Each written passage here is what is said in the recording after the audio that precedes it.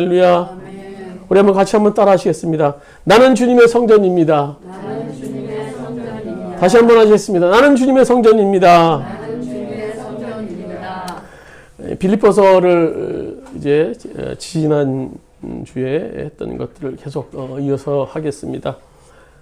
지난 주에는 주 안에서라는 타이틀을 가지고 우리들 삶의 모든 것들을 돌아보라라는 그런 말씀을 드렸고요. 오늘은 이제 3장 중반절이죠. 10절 이 부분을 통해서 우리의 목표가 무언가를 오늘 사도 바울이 제시하고 있습니다. 그래서 우리의 목표가 무엇이 되어야 되는가 오늘 이 시간 말씀을 통해서 우리가 은혜를 나누기 원합니다.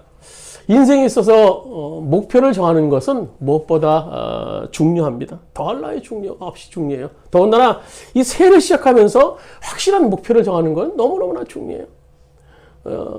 처마 밑에서 떨어지는 그런 작은 물방울 하나, 그 물방울 하나가 바위를 파낼 수 있는 것은 뭡니까? 목표가 있기 때문이에요. 가다시 수없는 시간 동안 목표 지점을 향해서 떨어지기 때문이에요. 또 바다에 그 조그만 자갈들, 몽글몽글하게 이쁘게 모양을 갖출 수 있는 것은 뭡니까? 파도. 연약해 보이는 파도가 긴 시간 동안 목표를 가지고 그 바닷가를 향해서 몰려왔기 때문에 그 작은 돌멩이 하나, 이쁜, 모난 돌멩이 하나가 이쁜 조그만 돌멩이로 만들어질 수 있었던 겁니다. 목표가 이토록 중요합니다. 그렇지만 목표보다 더 중요한 것은 어떤 목표를 가지냐 하는 거야. 어떤 목표를 가지냐. 무엇을 향해서 우리가 달려가고 있는가? 뭘 향해서 달려가고 있는가? 아프리카에 가면 주로 살고 있는 스프링 벅이라는 그런 사냥이 있어요. 사냥.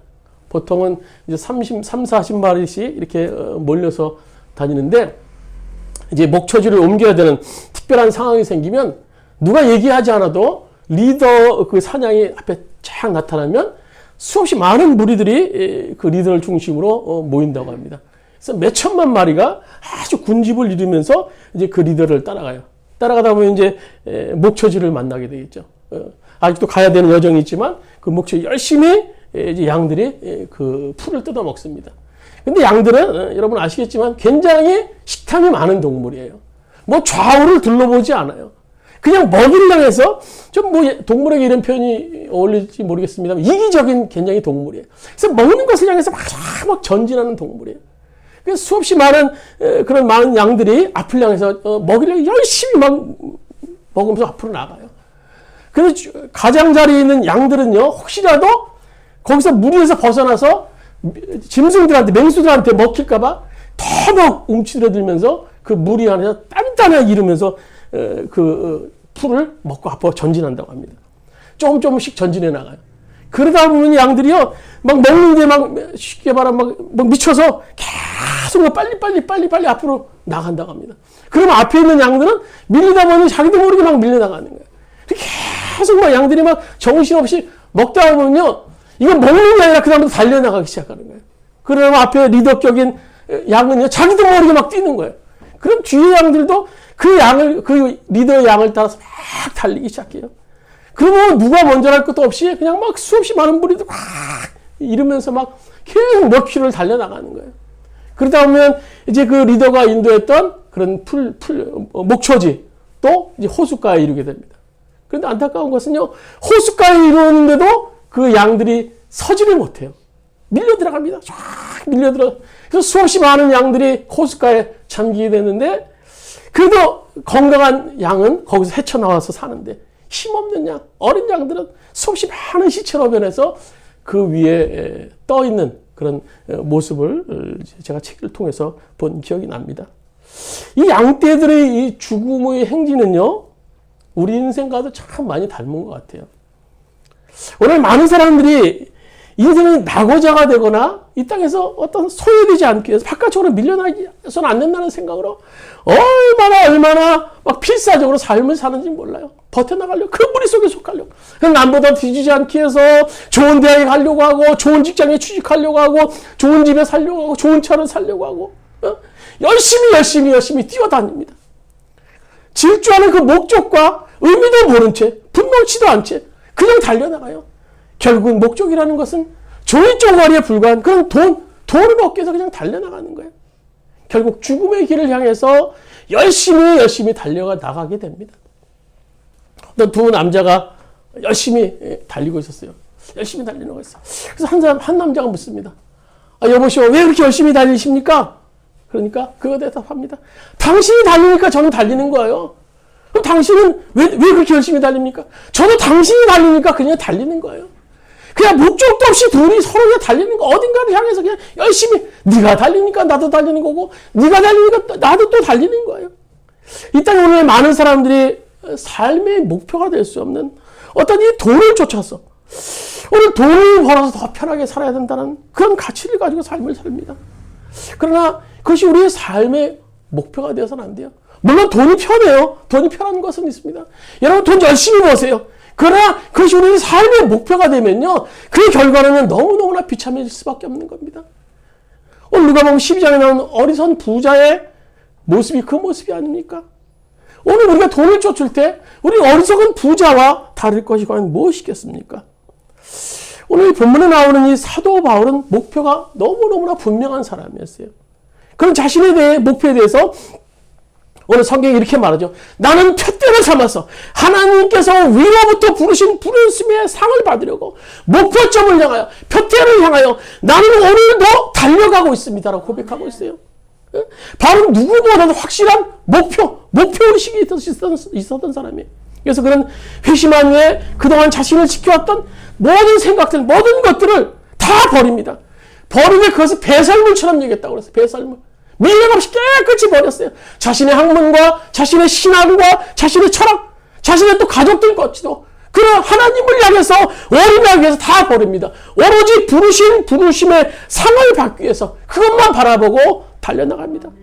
그의 나이가 당시에 노구라고 할 수 있는 60대입니다. 60대. 그럼에도 불구하고 바울 사도는 너무너무나 확고한 움직일 수 없는 목표를 가지고 나갑니다. 살아도 주를 위해 살고 죽어도 내가 주를 위해 죽겠습니다. 그래서 올인하면서 주님을 향하여 달려나가는 목표를 가지고 있었던 사도 바울의 모습을 우리가 볼 수 있어요. 우리가요, 이왕 믿을 거 확실하게 믿어야 되지 않겠습니까? 뭐 사도 바울은 사명자 아니에요? 아닙니다, 여러분. 사도 바울 그 당시 평신도입니다. 평신도. 텐트 메이커, 텐트 수리를 하면서요, 직업을 가지면서 복음을 전했던 사람이에요. 그 당시 모든 사람들은 다 평신도입니다. 평신도. 이것은 사역자만 가지는 것이 아닙니다. 이 땅에서 부름을 받은 모든 백성들이 가져야 되는 그런 모습이에요. 그래서 우리가 이왕 믿는 거요, 믿는 거 열심히 믿으셔야 돼요. 목표를 가지고. 이건 믿는 것도 아니고 그렇다고 안 믿는 것도 아니고 술에 물 탄 듯 물에 술 탄 듯. 우리가 그런 신앙을 믿으면요, 그 모습을 통해서 우리가 참 신앙이 아님을 증명할 수 있는 겁니다. 계시록 3장에 라오디게아를 향한 그런 주님의 책망이 무엇이었습니까? 자지도 덥지도 않아서 미지근하니 내가 너를 토해버리겠다라는 거예요. 내가 너를 토해버리겠다. 이제요, 세상은 점점 믿는 자들에게 힘들어지는 세상이 되고 있는 것 같아요. 점점 믿는 자들 찾기가 참 어려워요. 이런 세상 속에서 우리가 움직일 수 없는 확실한 그런 신앙을 소유하지 않으면요, 그 진리를 우리가 붙잡지 않으면요, 우리는요, 우는 사자같이 삼키지 않을 찾는 이 사단의 공격 앞에 처참하게 무너질 수밖에 없는 겁니다. 그래서 오늘 본문에서 바울 사도는 확실한 목표의식을 가지고 우리에게 제시하는 4가지가 있어요. 4가지. 너희도 내가 이러한 목표를 가지고 달려나간다. 너희도 이런 목표를 가지고 달려나가라라고 오늘 빌립보 교회 성도들 향해서 또 우리를 향해서 목표 4가지를 제시해주고 있어요. 오늘 10절 말씀 우리 세번역 버전에 있는 우리 주보에 있습니다. 10절에 4가지로 말씀해주고 계시죠. 우리 한번 같이 한번 읽도록 하겠습니다. 10절입니다. 내가 바라는 것은 그리스도를 알고 그분의 부활의 능력을 깨닫고 그분의 고난에 동참하여 그분의 죽으심을 본받는 것입니다. 사도 바울의 목표, 그것은 그리스도를 아는 것이고 그분의 부활의 능력을 깨닫는 것이고 그분의 고난에 동참하는 것이고 그분의 죽으심을 본받는 것이다라고 말씀해주고 있어요. 오늘 2022년을 우리가 시작하면서 이것이 우리들의 목표가 되어야 될 겁니다. 첫 번째로는요, 그리스도를 아는 목표가 우리 가운데 있어야 될 것입니다. 그리스도를 아는 것이 뭡니까? 오늘 8절에 보면 이렇게 말씀해주고 계시죠. 우리 성경 말씀 8절, 9절 한번 같이 한번 읽도록 해서 8절에서 9절 말씀입니다. 또한 모든 것을 해로 여김은 내 주 그리스도를 아는 지식이 가장 고상하기 때문이라.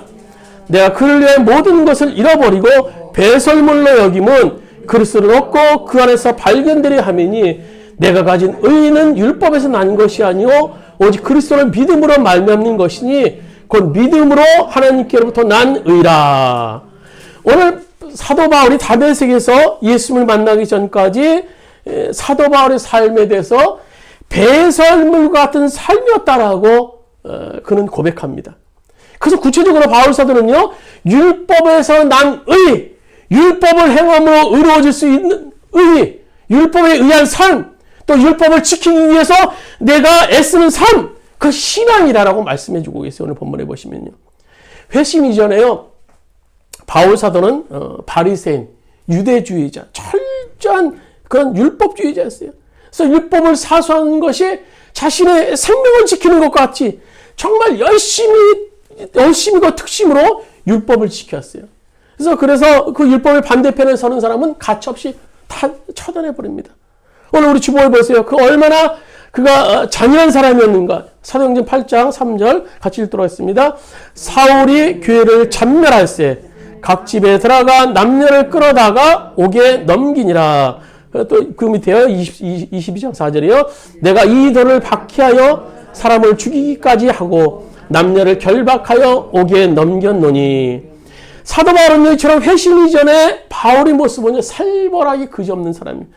사도 바울에게 한번 걸리면요, 크리스찬들은요, 용서가 없었어요. 가차없습니다. 율법에 의해서 그냥 처단해버리는 거예요. 처단해버리는 거예요. 바울은 철저하게 예수님을 대적하는 크리스찬들을 박해했던 사람입니다. 그래서 그는 크리스찬들을 유혹하는 것이 숨쉬는 것처럼 자연스러웠던 사람이에요. 바울 앞에 걸리면요, 나무라는 사람이 없어요. 성경에 보면요, 스데반의 돌 맞아 죽음 현장에 오늘 사도 바울도 있었다는 것을 볼 수 있어요. 바울은 나름대로 그 당시 이것이 내가 하나님을 믿는, 철저히 믿는 믿음이라고 생각했던 겁니다. 그리고 이걸 통해서 내가 구원받은 의에 이를 수 있다라고 생각했던 것이 오늘 사도 바울의 모습이에요. 근데 오늘 바울만 그렇습니까? 오늘 이 땅의 교회에서도 예수 그리스도의 십자가 없이 형식적인 신앙으로 외식주의에 빠진 채 그것이 하나님을 섬기는 일인 줄 아는 그런 크리스찬들, 그런 교회들이 참 많은 것 같아요. 그 참 믿음이 마치 어떤 종교적 행위나 그걸 지키는 것으로 아는 크리스찬들이 의외로 많이 있어요. 그래서 예배 열심히 드려야 돼, 성경 열심히 읽어야 돼, 성경 공부 열심히 해야 돼, 기도 생활 열심히 해야 돼, 11조 열심히 드려야 돼, 나 교회 봉사 열심히 해야 돼. 이런 종교적 행위만 열심히 하면요, 신앙생활이 굉장히 잘하는 줄 알고 막 믿음이 막 잘하는 줄 알아요. 근데 여러분 어떻습니까? 10년? 20년? 다녀도 변함이 없어요. 변함이 없어요. 썬데이 크리스찬 그냥 교회만 왔다 갔다 헌금 드리고 교회에서 하라고 그러면 하고 그냥 그 정도예요. 그 정도. 믿는다는 것이 나의 삶에요 아무런 변화가 없어요. 변화가 없어요. 믿는다는 것을 통해서 내가 회개의 자리에 서는 적도 없고요. 내가 가슴침을 치며 내 죄 때문에 통곡하는 일도 없어요. 어떻게 그렇게 변함없이 몇십 년 동안 그냥 주님을 믿는지 몰라요. 물론요, 우리가 주님의 교회에서 열심히 봉사하셔야 돼요, 여러분. 열심히 또 기도하셔야 되고, 또 말씀을 읽어야 돼요. 또 은사도 사모하셔야 됩니다. 이거 두말할 나위가 없는 거죠. 너무너무 당연한 거예요. 근데 문제는요, 믿음이 거기까지라는 거예요. 믿음이 거기까지라는 거. 믿음이 거기까지라는 거예요. 그 이상 믿음이 없어요. 주님의 말씀을 통해 내가 새로워지고자 하는, 주님의 말씀을 통해 내가 십자가 앞에 나가고자 하는 그런 변화가 없어요. 오늘 누가복음 18장에 보시면 두 사람이 기도하면 성전에 올라가죠. 한 사람이 이렇게 기도합니다. 하나님 감사합니다. 하나님 감사합니다.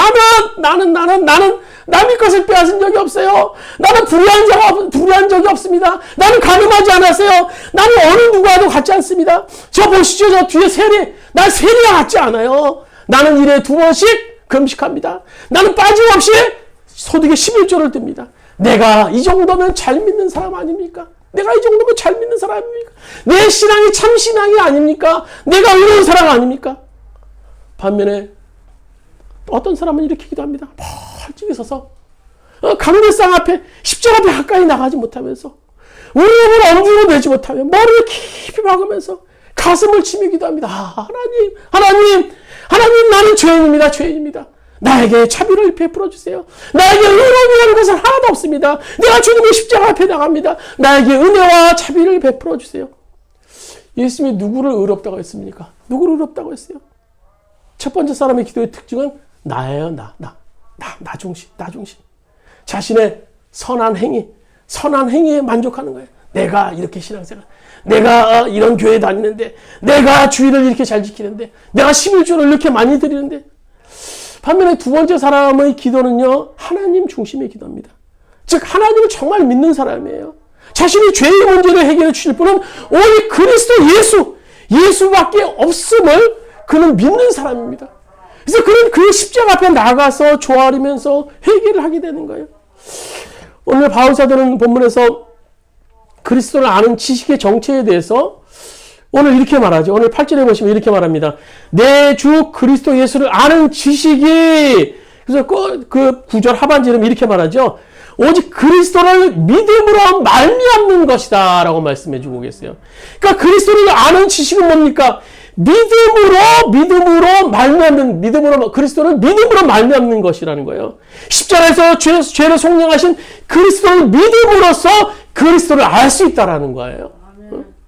그리스도를 아는 지식의 시작은요, 행함이 아니라는 겁니다. 믿는 거예요, 믿는 거. 따라서 우리들의 행함을 가지고 그리스도 예수를 알 수는 없습니다. 바로 2000년 전의 십자가의 사건이 오늘 나 때문에 벌어진 사건임을 우리가 깨달을 때 비로소 우리는 그리스도를 알 수 있다는 거예요. 그래서 우리가 2022년을 시작하면서 그리스도를 알자라는 그런 목표를 우리가 가져야 돼요. 또 두 번째는 뭡니까? 부활의 능력을 오늘 깨닫기 원하는 오늘 바울사도의 모습을 볼 수 있어요. 그 부활의 능력에서 11절에 설명하고 계시죠. 우리 한번 본문 11절 말씀 같이 한번 읽도록 하겠습니다. 어떻게 해서든지 죽은 자 가운데서 부활에 이르려 하노니.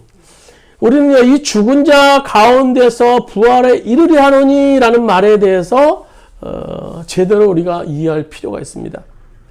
우리는 흔히 이 부활은 미래에 일어날 사건, 죽음은 지금 현재 우리들이 살고 있는 이 공간에서 일어나는 일이라는 그런 신앙을 가지고 있어요. 그러나 그런 신앙은요, 올바른 신앙이 아닙니다. 왜냐하면 우리는 예수님께서 사망 권세를 이기시고 부활하심으로 예수 안에서 승리라는 결과를 이미 갖고 있는 자들이에요. 갖고 있는 자. 그래서 우리는요, 그 자리에서 현재의 죽음을 볼 수 있는, 그 승리하는 자리, 이긴 자의 자리에서 현재 죽음을 볼 수 있는 사람들이 된 겁니다. 우리가 흔히 기독교 전체를 놓고 볼 때 기독교는 종말론적 종교다라는 그런 얘기를 많이 해요. 종말론적이라는 말은요, 현재 나의 형편에서 미래를 보는 거 아니에요. 미래를 보는 거 아니에요. 나의 답답하고 억울하고 힘든 이 현실 속에서 미래를 내다보는 것이 아닙니다.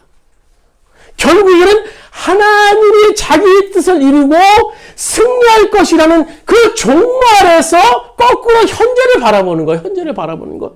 그것을 의미해요. 이것이 바로 종말론적 신앙이 되는 거예요. 따라서 우리는 아직 종말에 가 있지는 않아요. 사실은요. 그렇지만 오늘 내가 종말까지 미치는 주의 뜻 안에 들어와 있다는 것에 대해서 믿음을 가질 때, 그 믿음을 통해서 현재 나의 실패, 나의 무능함, 나의 불완전함, 나의 어떤 문남, 그런 것에 좌절하거나 기죽거나 슬퍼하지 말아야 된다는 거예요. 왜냐하면 결국은 승리할 것이라는 종말론적 신앙이 우리에 있기 때문인 겁니다. 이긴 자가 될 수 있는 그런 신앙이 우리들이 있기 때문이에요. 더 쉽게 말씀드릴까요? 우리가 2006년 월드컵 당시에 우리나라 대표팀이 4강에 올랐어요. 참 막 매 순간순간 경기마다 막 가슴 졸이면서 봤어요. 뭐 24강부터 16강, 8강 막 가슴 졸이면서 얼마나 경기마다 봤습니까? 뭐 골 먹으면 야 우리가 어떻게 이길까 또 질까? 그런데 어떻게 막 승리를 했어요. 제일 기억에 남는 경기는 뭐 8강이었는지 뭐 그래도 이탈리아의 경기가 제일 기억이 납니다. 우리 패석이 짙었는데 마지막에 안정환 선수 막 머리를 박치기로 해서 골을 집어넣는 그 장면이 아직도 눈에 선합니다. 온 국민이 그때 얼마나 막 난리가 났습니까? 그 승리의 기쁨, 그 승리의 기쁨. 근데 그 월드컵이 끝나고 난 후에도 계속 그 해에는 이제 계속 그 장면들, 그 경기들을 계속 뭐 리와이드 계속 이제 돌려서 또 보여주고 방송국에 했었어요. 근데 그 당시에는요, 다시 그렇게 마음이 졸이진 않아요. 저 선수가 넘어졌대? 일어날 거야. 아니까요. 저거 지고 있네? 그래, 마음이 졸이지 않아요. 왜? 알고 있어요. 결국 우리나라가 4강까지 간다는 사실을 알고 있기 때문에 매 경기를 봐도요, 마음 편하게 볼 수 있어요. 왜? 승리에 대한 확신이 있기 때문에, 그 경기를 보면요. 근데 그전에는 그렇지 않았어요. 근데 알고 나니까 승리에 대한 확신이 있기 때문에 그렇게 두렵거나 떨리지 않게 되는 것을 볼 수 있어요. 이런 승리의 관점에서, 이인자의 관점에서 이 부활의 능력을 지금 믿는다면요, 오늘 우리 현실에서 일어난 일들에 대해서 여러분 슬퍼하거나 좌절하거나 염려할 필요가 없게 된다는 겁니다. 우리가 당하는 오늘 고난, 우리가 당하는 어려움, 그것에서 슬퍼하지 말아야 될 것은요, 부활의 능력, 오늘 이인자의 관점에서 우리가 그것을 바라볼 때 그것은 실패가 아니고 좌절이 아니고 결국 승리라는 것입니다. 그래서 오늘 주님께서 바울 사도를 통해서 말씀하시는 것은 부활의 능력을 깨달으라는 겁니다. 너희들이 지금 어려움당하고 빌립보 교회가 괴롭다 고난당하고 있지만 그것이 끝이 아니라는 겁니다. 너희가 이긴 자로서 승리하는 자로 설 수 있기 때문에 기쁨의 자리에 서라는 것이 오늘 빌립보 사도의 말씀입니다. 또 세 번째로는 뭡니까? 고난에 대해서 유익을 아는 목표를 가지라는 겁니다. 고난에 대해서 깨달으라는 것이죠. 오늘 우리가 빌립보서 1장 29절에 보면 바울사도는 고난에 대해서 이렇게 말씀하고 있는 것을 보시죠. 주보에 한번 보시겠습니다. 새번역 버전으로 된 같이 한번 읽도록 하겠습니다. 하나님께서 여러분에게 그리스도를 위한 특권, 즉 그리스도를 믿는 것뿐 아니라 또한 그리스도를 위해 고난을 받는 특권도 주셨습니다. 고난을 받는 것이 특권이래, 특권. 고난을 받는 것이 얼마나 기쁘면 특권이 되겠습니까? 여러분, 지금 우리가 제대로 신앙생활을 하고 있는가 아닌가를 확인할 수 있는 가장 좋은 방법이 뭔 줄 아십니까? 그것은 내가 예수님 때문에 지금 고난을 받고 있는가 고난을 받지 않고 있는가를 확인해 보면 그것을 알 수 있어요. 내가 예수님 신앙생활하는 것이 아무런 고난이 안 돼요. 그냥 와도 그냥 뭐 맨날 똑같이 그렇게 되는 것 같아요. 그럼 죄송하지만 제대로 신앙생활하고 있는 것이 아닐 수 있어요. 근데 사람 중에 누가 고난이 기쁘겠습니까? 고난 없이 신앙생활하는 것 기쁜 일이죠. 그러면 좋겠어요. 그러나 우리가 기억해야 될 것은 언제나 믿는 우리들의 초점은요, 삶의 안식, 삶의 평안이 아니라 하나님과 함께 하심에 있어야 되는 겁니다. 하나님과 함께 하심. 하나님과 함께 하심이 없으면요, 삶의 안식은요, 결코 존재하지 않습니다. 잠깐 안식하는 것 같지만 하나님 없는 것은요, 한번 그 안식이 뺏길 수 있어요.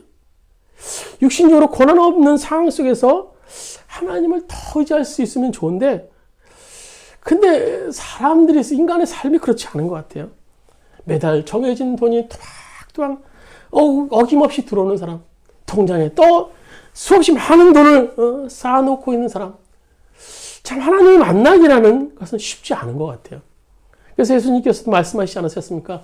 부자가 천국에 들어가는 것은 낙타가 바늘구멍에 들어가는 것보다 어렵다라고 말씀해주고 있어요. 반면에 이 미래를 보장받지 못해서 앞길이 캄캄한 정말 안개 같은 그런 인생, 마치 벼랑 끝에 서 있는 것 같은 그런 인생, 정말 이 고난에 가득 찬 그런 인생, 정말 한 발만 더 디디면 천국이 낭떠러지고 떨어질 것 같은 그런 인생, 그런 인생 어떻겠습니까? 저는 이전에 목회를 시작하면서 참 고난이 싫었어요. 뭐 누구나 고난이 싫었겠죠. 특히 저는 이 고인 되시는 그 아버님을 보면서 그런 생각을 했어요. 매일 지하실에서 서재에서 막 쭈그리고 앉아서 막 주석 이런 책 저런 책 보시고 계시는데 그렇게 제 마음속에는요 보기가 싫었어요. 그래서 당시 제가 전도사였댔는데 나는 나중에 목회하면 막 전망 좋은 그런 넓은 사무실에 있고 책상에 넓은 곳에서 큰 데서 나는 목회할 거야. 목회해야겠다. 나는 고난 없이 살 거야. 고난 없는 편안한 그런 안전한 목회를 할 거야. 그래서 그것을 열심히 찾았어요. 그렇지만 저에게 그런 목회지를 하나님께서 허락해 주지 않으셨습니다.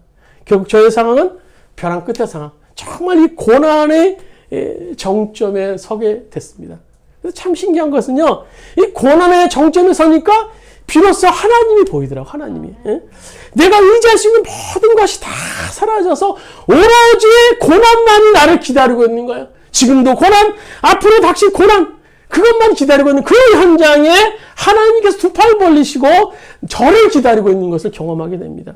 그래서 그 하나님과 동행하기 시작했어요. 그 하나님과 동행한다고 나니까 너무너무나 기쁜 거예요. 그 사실을 알고 나니까 너무너무 놀랐고, 혹시나 그 동행하심에 놓칠까봐. 그래서 2017년부터 열심히 그 받은 은혜, 그 감사에 대해서 열심히 기록, 한도 빠짐않고 지금까지 열심히 기록하고 있어요. 매일매일 하나님과 이렇게 동행했습니다. 이렇게 동행했습니다. 그 기록을 지금도 남기고 있어요. 저희 지금의 삶도요, 과거의 삶보다 뭐 그렇게 나아지진 않았습니다. 그러나 이제 주님을 향한 시선을 놓치지 않으니까 나에게 지금 닥친 고난이나 또 앞으로 닥칠 고난에 대한 인식이 바뀌었어요. 그것은 고난이 아니라 하나님이 함께 하심이구나. 이런 고난이 우리에게 유익이 되지 않을 수 있겠습니까? 오늘 고린도서에 보시면요, 고난 중에 있는 이 바울의 고백을 한번 보세요. 고린도서 우리 주보했습니다. 1장 8절, 9절 한번 같이 읽도록 하겠습니다. 심에 겹도록 심한 고난을 당하여 살 소망까지 끊어지고 우리 자신이 사형 선고를 받은 줄로 알았으니, 밑에 다음 절이요. 그가 이같이 큰 사망에서 우리를 건지셨고 또 건지시리라. 또한 이후에라도 건지시기를 그를 의지하여 바라노라. 사도 바울의 삶은 매 순간 주님이 건지시는 삶이었어요. 왜냐하면 끊임없이 고난이 닥쳐있기 때문에 살 소망이 끊어질 정도로, 사형 선고가 받을 수 있을 정도로, 또 정말 이 큰 사망이라고 말할 정도로 계속 고난이 있었어요. 그런데 하나님께서 건지셨고 건지시리라, 건지시기를 희망하는 사도 바울의 모습을 볼 수 있어요. 얼마나 그의 삶이 고난으로 점철된 삶이었습니까? 그러나 바울은 그것에서 고난을 통해서 주님의 살아계심을 경험하게 됩니다. 그래서 10절 하반절에 보면 희망을 가지고 주님의 그는 건지심을 기다린다라고 고백하게 되는 거예요. 오늘 사도 바울에게 고난이 고난이었겠습니까? 고난은 고난이 아니라 그에게 환희였을 거예요. 하나님을 만나는 장, 하나님을 만나는 그 장에 섰을 때 그것이 고난이 되겠습니까? 그것이 고난이 되겠습니까? 그 환희의 기쁨입니다. 그래서 오늘 바울 사도는요, 그는 자신에게 이 고난은 특권이며 유익이다 라고 우리들에게 말씀해 주고 계신 거예요. 마지막으로 바울 사도는 예수님의 죽으심을 깨달으라는 그런 목표를 가지고 우리가 살 것을 말씀해 주고 계세요. 흔히 예수님을 믿는다고 하면서 우리는 속죄의 교리를 잘 알아요. 예수님께서 2000전에 십자가를 지셔서 나의 죄를 다 용서하셨지. 그래서 나는 죽으면 천국 갈 수 있을 거야. 뭐 그런 기본적인 믿음 정도는 우리가 많이 가지고 있습니다. 그러나 예수님이 지금 나와 함께 하셔서 내 마음의 성전으로 계셔 라는 사실은 알거나 믿지 못하는 분들이 참 많은 것 같아요. 그러나 성경은 분명히 말하죠. 갈라디아서 2장 10절, 내가 그리스도와 함께 십자가에 못 박혔나니 그런 이제 내가 산 것이 아니요 내 안에서 예수께서 사신 것이라. 이것은 모든 믿는 자들이 고백이 돼야 돼요. 근데 많은 크리스찬들이 자기가 죽었다라는 그 사실에 대해서 잘 믿지 않아요. 그래서 어떤 분이 그래요. 목사님, 어떤 때는요 제 자신이 죽은 것 같기도 하고요, 어떤 때는 보면 안 죽은 것 같기도 해요. 죽은 것 같기도 하고 안 죽은 것 같기도 하고. 결국은 안 죽었나 봐요. 저는 아직 안 죽었나 봐요. 내가 죽었는데요, 성질이 사라지지 않아요. 은밀한 마음도 사라지지 않아요. 욕심도 사라지지 않아요. 두려움도 여전히 있어요. 분노도 있어요. 이기심도 가득 차 있어요. 또 예수님만 나 간절히 사랑하면 될 줄 알았는데 그것도 아니더라고요. 여러분, 죽는다는 것을요 잘못 이해하니까 평생 죽었다가 살았다가 죽었다가 살았다가 막 정신없이 신앙생활하는 거예요. 정신없이. 예수님이 죽으심으로 나의 죄가 속죄함 받은 것은요 너무 분명한데, 자신이 죽었다는 것을 믿는 것은 너무 힘이에요. 성전으로 주님이 내 마음에 오셨다는 사실은 힘이에요. 힘이. 그러니까 우리 삶이 세상 사람과 크게 다르지 않는 거예요. 밖에 나가서도요. 그래서 교회 지도자가 돼도 뭐 중직자가 되어도 여전히 죄의 종로를 타면서 이리저리 쓸려들며 삶을 살게 됩니다. 오늘 로마서 6장 6절에 보시면 바울서가 이렇게 말합니다. 우리의 옛사람이 그리스도와 함께 십자가에 달려 죽은 것은, 이렇게 말하고 있어요. 예수님과 함께 죽은 것은 뭡니까? 누구예요? 누구죠? 우리의 옛사람이에요. 옛사람. 근데 우리 육신은 아직 안 죽었어요. 우리 딱 좋은 것은요, 우리 옛사람이 딱 죽음과 동시에 우리 육신도 딱 죽으면요, 너무너무나 좋아요. 그러면 하늘 쫙 깨끗하게 올라가지 않습니까? 근데 문제는요, 우리 육신이 그대로 아직 여기 있다라는 거예요. 죽은 것은요, 우리가 죄의 종로로 타는 우리 옛사람이 죽었어요. 내 자아가 죽었어요. 우리 욕심은 여전히 살아있습니다. 그래서 여전히 혈기 부리고, 여전히 욕심내고, 여전히 두렵고, 여전히 이적, 여전히 음란하고, 여전히 걱정 염려하는 것. 우리 사이에 그냥 있는 거예요. 옛사람이 죽었지만 육신의 죄의 욕망은요, 없어지지 않는 겁니다. 아니 그럼 옛사람이 예수님과 함께 십자가에 못 박혀 죽는 것이 뭔 의미가 있습니까? 도대체 뭡니까? 보다 넓은 의미가 있죠. 우리 속에 육신의 그런 욕망은 여전히 존재합니다. 우리의 육신이 이 땅에 있는 한 어쩔 수 없어요. 어쩔 수 없는 겁니다. 어쩔 수 없이 우리는 죄에 노출될 수밖에 없습니다. 그러나 더 이상 육신이 욕망의 종로를 타고 살지 않습니다. 왜냐하면 죄가 지배하는 옛사람은 우리들 가운데 죽었기 때문이에요. 그에 따라서 더 이상 죄가 우리를 지배할 수 없어요. 우리가 우리 왕도로 타지 못한다라는 겁니다. 우리 안에 혈기가 있을 수 있어요. 우리 안에 욕심도 있을 수 있습니다. 두려움도 있을 수 있습니다. 그러나 거기까지 전부. 호랑이가 엉엉하죠. 잡아먹지는 못해요.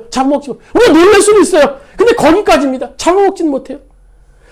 그런 것에 결국은요, 우리를 지배할 수 없다라고 성경은 말씀해 주고 계세요.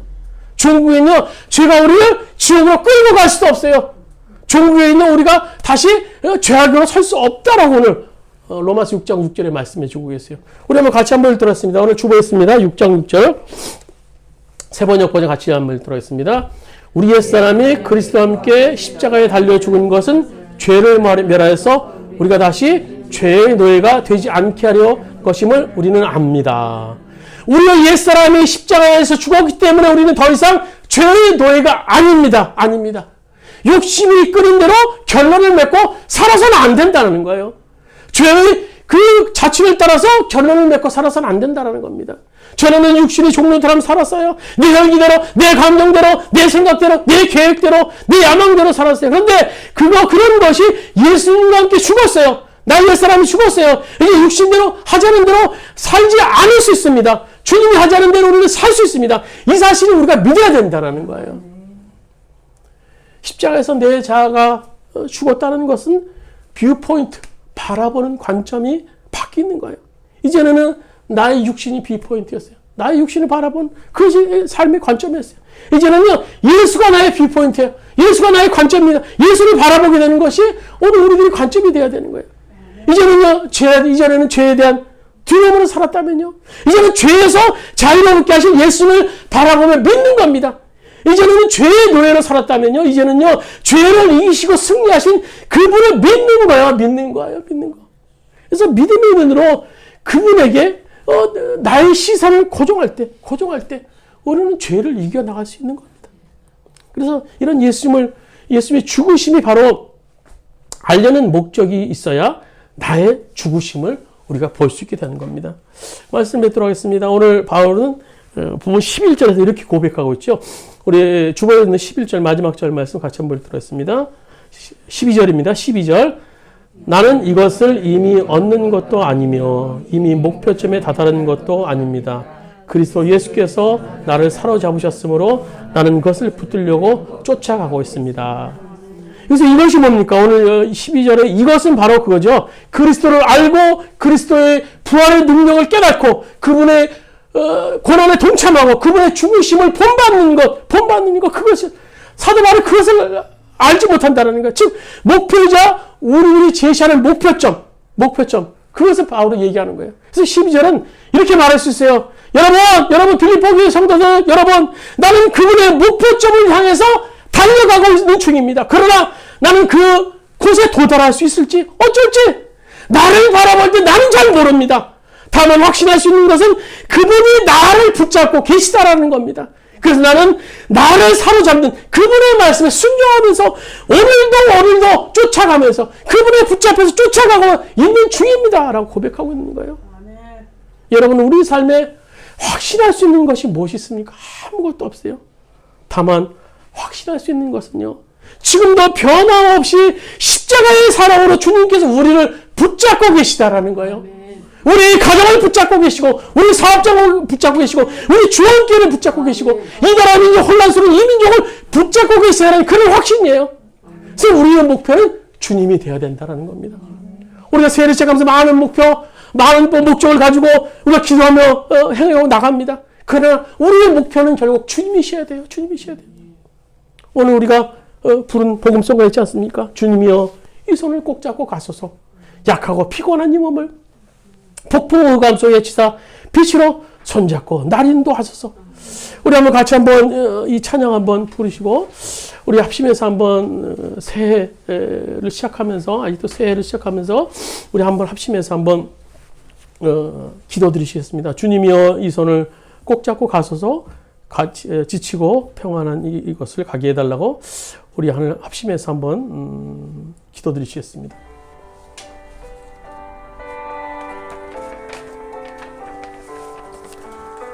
주님이여 이 손을 꼭 잡고 가소서.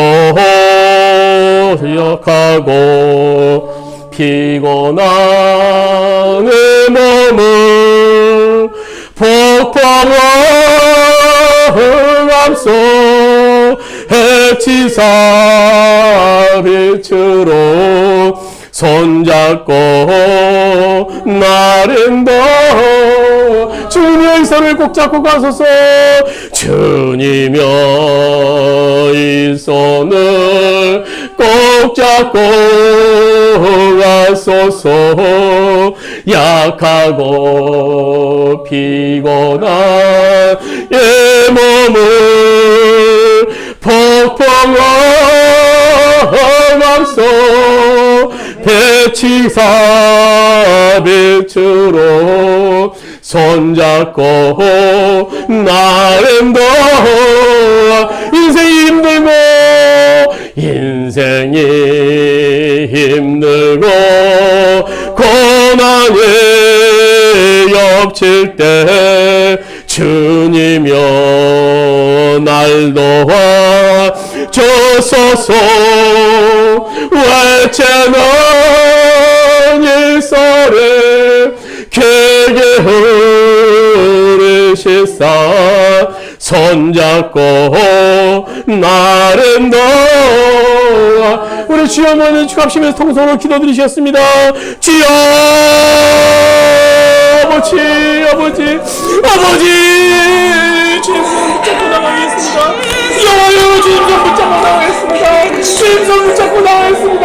2022년에 우리의 목표는 주님입니다. 우리의 목표는 주님입니다. 내가 잘 먹고 잘 사는 그 목표가 아니라 주님의 오늘의 목표가 되기를 합니다. 주님의 오늘의 목표가 되기를 합니다. 주님 우리 가운데 역사해 주십시오. 여호와의 우리 가운데 역사해 주십시오. 여호와의 역사해 주십시오. 아버지 우리가 주님만을 바라보게 해주십시오.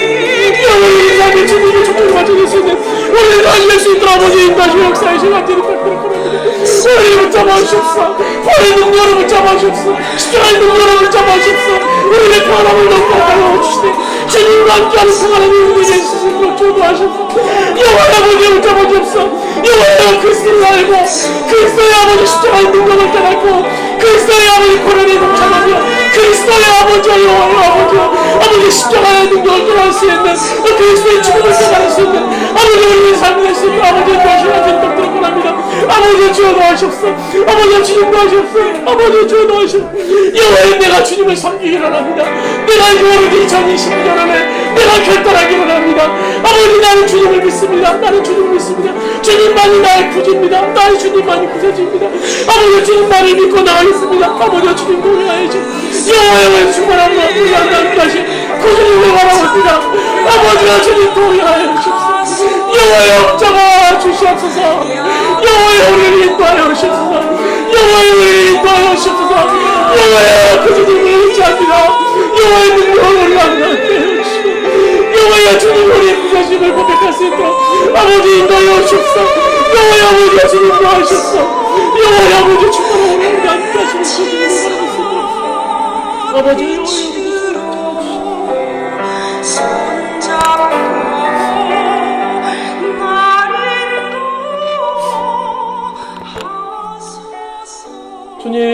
우리가 2020년 새해를 시작하면서 많은 결심과 결단들이 있습니다. 많은 또 목표들이 있습니다. 그러나 이런 것에 모든 것에 종착지는 주님이셔야 됩니다. 우리 육신의 안식만을 구하지 않게 해주시고 그 모든 것이 다 주님을 향한 것들이 될 수 있도록 주여 인도하여 주옵소서. 오늘 바울 사도는 아버지 그 노구의 몸을 이끌고 나의 삶의 모든 것이 주님을 향한 것이라 고백하고 있습니다. 그것을 편대삼아 내가 오늘 달려가고 있다고 말씀했습니다. 내가 살아 죽으나 주님을 위해 살겠다라고 우리 고백하고 있는 그 고백을 우리가 복격하게 됩니다. 우리 그 고백이 우리들이 고백이 되길 합니다. 내가 살아 죽으나 주님을 위해 살겠습니다. 주님 때문에 살겠습니다. 비로소 주님 때문에 살겠습니다라고 고백하는 우리의 삶이 될 수 있도록 주 인도하시고 우리 가운데 역사하여 주시옵소서. 그 주님만을 바라봅니다. 그 주님만을 바라봅니다. 그 주님을 통하여 우리 가정 가운데 역사하여 주시고 그 주님을 통하여 우리 사업장 가운데 역사하여 주시고 그 주님을 통하여 우리 교회 가운데 역사할 수 있도록 주님 인도하여 주시옵소서. 이제는 우리 주 예수 그리스도의 은혜와 하나님 아버지의 무한하신 사랑하심과 보혜사 성령님의 감동 내시 교통하시는 존이 오늘 바울이 빌립보 교회 성도들에게 또 오늘 우리들에게 제시한 그 목표를 향해 달려가기 원하는 그리스도를 알고 그리스도의 십자가를 본받고 그리스도의 아버지와 부활의 능력을 본받고 그리스도의 고난의 유익을 깨닫고 그리스도의 죽음을 깨달아 그런 삶을 살길 원하는 오늘 모든 성도들의 머리 위에 또 그의 사업장 위에 또 그의 가정 위에 오늘 이 땅의 모든 교회 위에 이 민족 위에 이제부터 언제까지 함께 하시기를 간절히 축원하옵나이다. 아멘.